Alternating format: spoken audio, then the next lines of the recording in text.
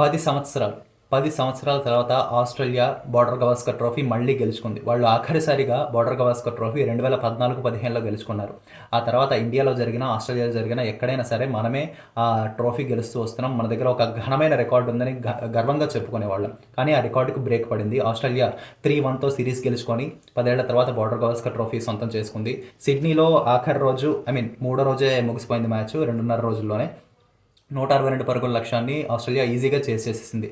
ఎప్పుడైతే సెకండ్ ఇన్నింగ్స్లో అసలు బుమ్రా బౌలింగ్కి రాలేడు అని తెలిసిందో తన ఇంజురీ వల్ల, అప్పుడే మనకి చాలా డౌట్స్ వచ్చాయి. But at the same time Siraj and Prasidh Krishna కలిసి వాళ్ళు వీలైనంత ఎఫర్ట్స్ పెట్టారు. బట్ ఇద్దరు పేసర్ల వల్ల అంత చిన్న టార్గెట్ కాపాడుకోలేకపోయాము. ఖచ్చితంగా ఆస్ట్రేలియాని అప్రిషియేట్ చేయాల్సిందే.